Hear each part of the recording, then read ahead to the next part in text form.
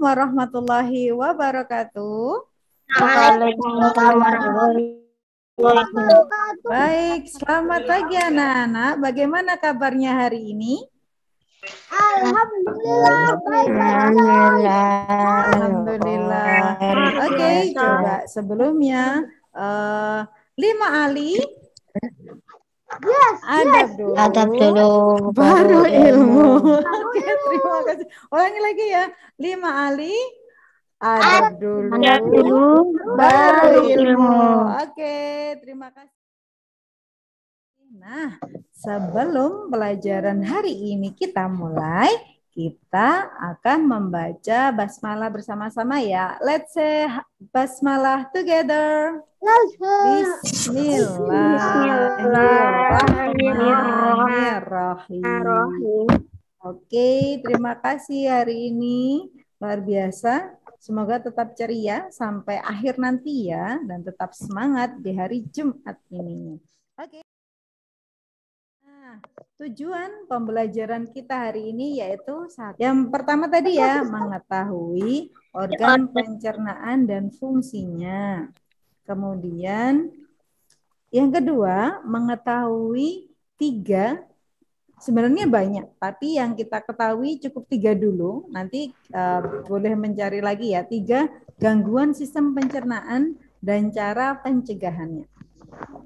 Kemudian yang ketiga, mengetahui kegiatan ekonomi di sekitar kita. Dan yang keempat, nanti mengetahui macam-macam iklan. Gitu.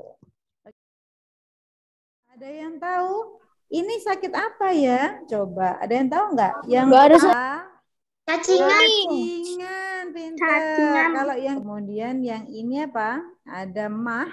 Ada yang pernah dengar? Oh, aku tahu. Yang bawah ini sakit apa? Diare yang bolak-balik ke kamar mandi. Macam-macam iya. Nah, dengan kita mengetahui sistem pencernaan yang ada di dalam tubuh kita, kita bisa mengetahui penyebabnya. Sehingga apa? Kita nanti bisa mencegahnya. Nah, seperti itu.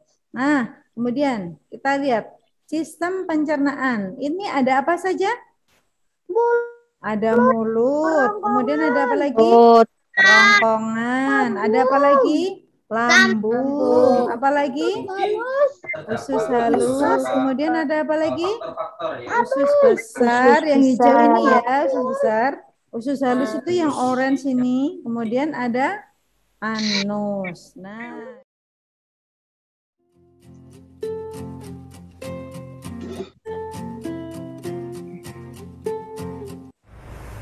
Assalamualaikum warahmatullahi wabarakatuh. Hai anak-anak, bertemu lagi dengan Ustazah Sinta. Mr. Torso ini yang akan membantu Ustazah dalam menunjukkan organ apa saja yang ada di dalam tubuh kita.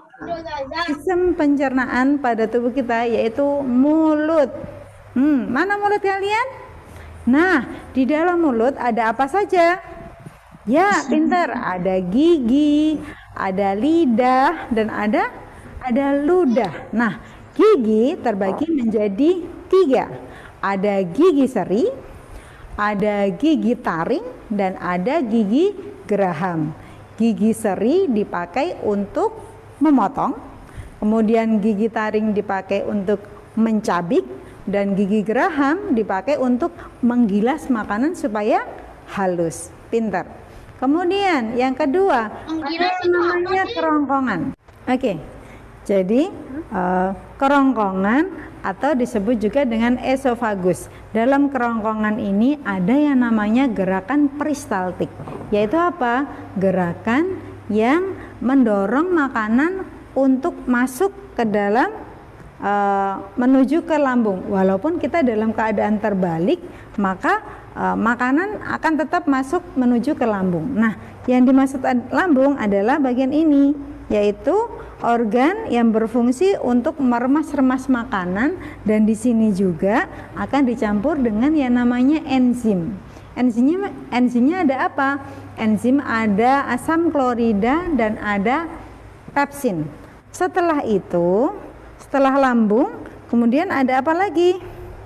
Ada usus halus. Iya, sebelum di sini berfungsi untuk menyerap sari-sari makanan. Tuh. Setelah diserap sari-sari makanannya, makanan akan dialirkan menuju ke usus besar. Di mana usus besar ini berfungsi untuk menyerap menyerap air, dan kemudian ada di sana juga namanya bakteri. Nah, bakteri Escherichia coli ini bakteri yang bermanfaat untuk manusia. Dipakai untuk apa? Dipakai untuk membusukkan makanan. Jadi setelah sari-sarinya diserap oleh usus halus, kemudian dialirkan menuju ke usus besar. Di usus besar inilah makanan akan diserap airnya, kemudian dibusukkan oleh Escherichia coli. Setelah itu makanan akan menuju ke rektum. Rektum itu apa? Rektum itu sebelum anus. Jadi ketika setelah itu apa? Makanan akan dikeluarkan lewat anus. Ya kawan, kita Ayo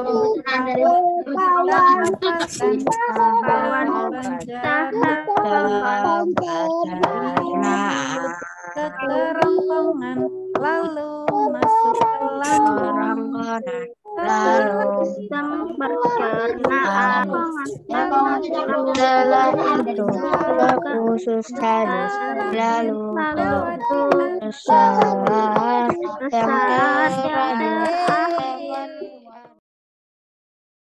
Ada yang tahu mah itu kenapa kok bisa terjadi? telat makan. Apa? Telat makan. Karena telat makan. Iya, jadi di dalam tubuh kita itu ada yang namanya lambung. Nah, di dalam lambung itu ada yang namanya asam klorida. Nah, tubuh kita itu seperti mempunyai jam biologis itu ya. Jam biologis itu misalkan kita pagi biasa makan jam 6, maka apa? Ketika jam 6 itu, maka lambung kita akan secara otomatis mengeluarkan asam klorida seperti itu. Nah, kemudian setelah itu kalau misalkan pas jam 6 kita nggak makan, kemudian asam kloridanya ini akan muncul. Nah, ketika tidak ada makanan yang dicampur dengan asam klorida itu, sehingga apa? Lambung kita menjadi asam. Nah, itu yang menyebabkan asam lambung atau MAH.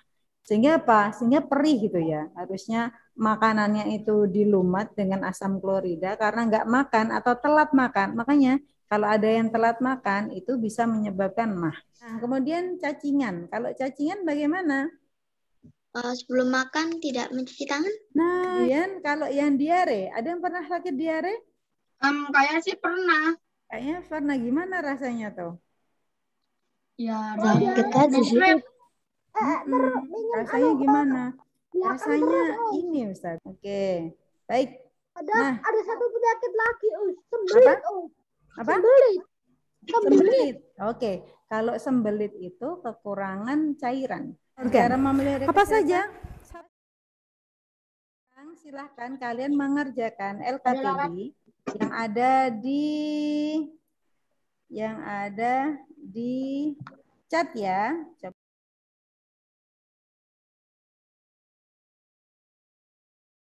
Alhamdulillah. Ya, sambil Ustazah presensi ya, karena tadi datangnya nggak bareng. Sekarang akan Ustazah bahas ya. Oke, mulut. Yang B, apa yang B?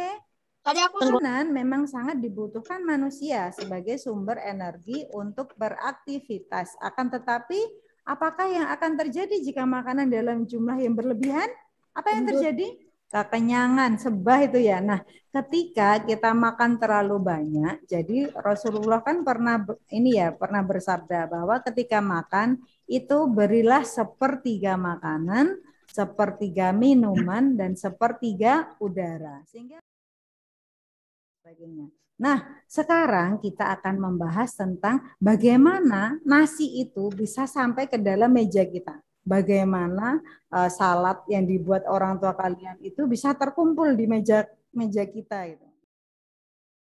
Di balik itu semua ada yang namanya kegiatan ekonomi. Jadi produksi itu mengolah bahan mentah menjadi bahan jadi. Nah, ini ya prosesnya. Jadi dari pohon kapas, kemudian menjadi kain, dari kain dijahit menjadi gamis, celana. Kedua, selain produksi ada yang namanya distribusi. Distribusi itu apa? Menyalurkan barang atau jasa dari produsen ke konsumen. Jadi konsumsi. Konsumsi itu kegiatannya, orangnya disebut dengan konsumen. Apa yang meminta kalian untuk mengerjakan LKPD satu lagi, yaitu tentang ini tadi kegiatan ekonomi. Nah, coba sekarang coba kalian lihat lagi di chat.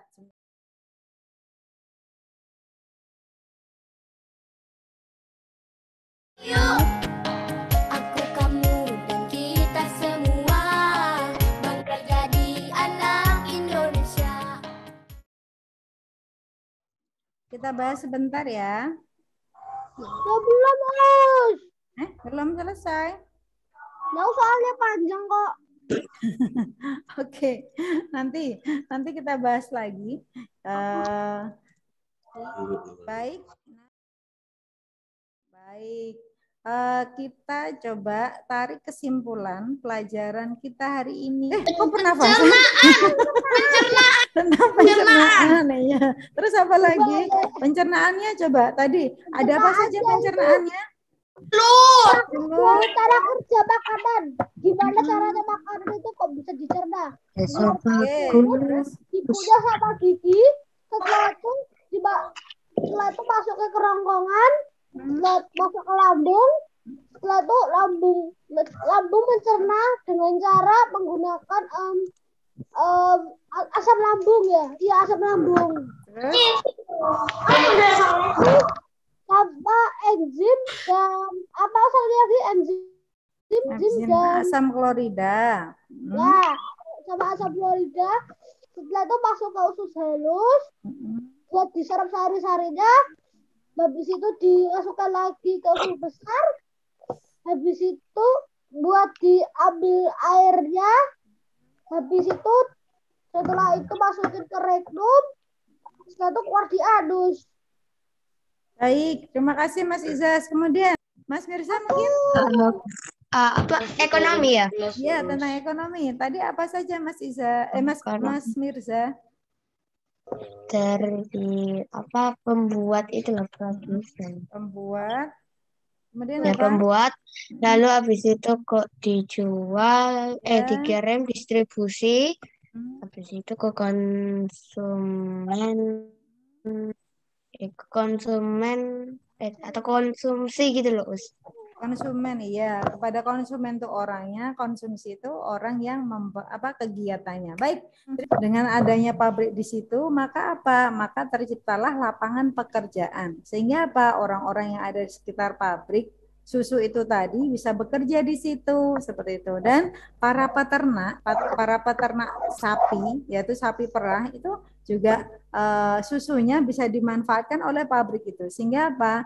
Dan orang-orang di sekitar pabrik pun maupun para karyawannya bisa memanfaatkan susu itu untuk menambah kesehatannya. Nah, seperti itu. Jadi perekonomian itu bisa mengangkat bisa memenuhi kebutuhan kita. Nah, seperti itu. Jadi nggak semata-mata kemudian ada nasi di meja kita, ada baju di lemari kita, tapi ternyata di balik itu ada kegiatan ekonomi yang bisa yang saling berkaitan antara satu dengan lainnya, sehingga kita saling membutuhkan, seperti itu. Mungkin itu dulu dari Ustadzah. Let's say hamdalah together. Alhamdulillahirabbil alamin. Oke. Jangan keluar dulu sebentar ya.